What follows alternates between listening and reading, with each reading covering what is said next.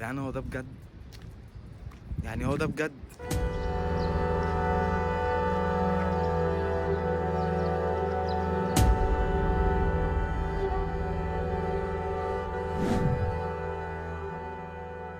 سلاحف النينجا بالقواقع. صباح الفل من اسكندرية، تحديدا في بحري قلعة قايتباي. كله لذيذ، يلا بينا نشوف هنروح فين.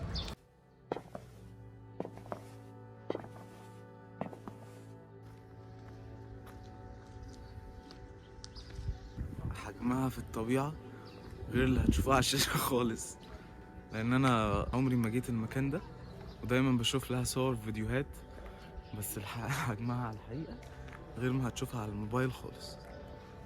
الزيارة دي مميزة جدا لأن أنا الوحيد اللي داخل القلعة لوحدي، مفيش أي حد. ده البرج الرئيسي للقلعة. يلا بينا نخش نشوف الدنيا بتقول إيه.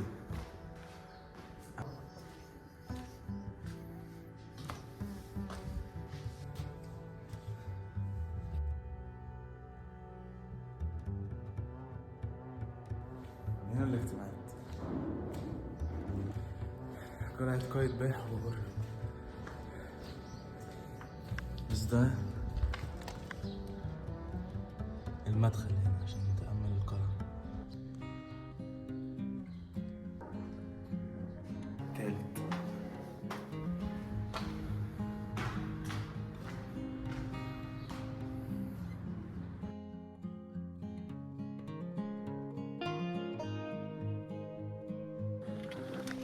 ختام الأسهم على السفن اللي جاية من ناحية البحر المتوسط. دي كانت واجهة القلعة تقريبا من الدور الثالث.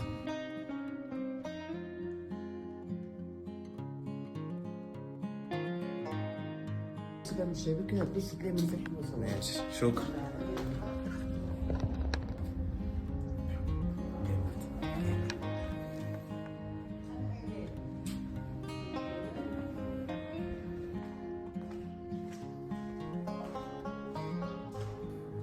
أنا دلوقتي في حجرة السلطان قايتباي.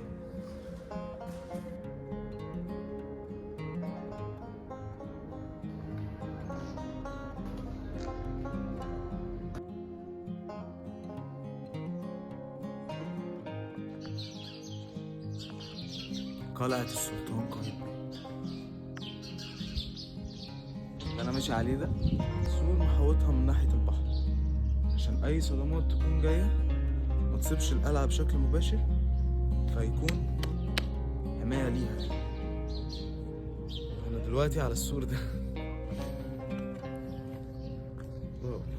بس أنا كده تمام. القلعة فاضية عشان محدش يجي يكون فاكر إنها فيها حاجات، هي فاضية خالص.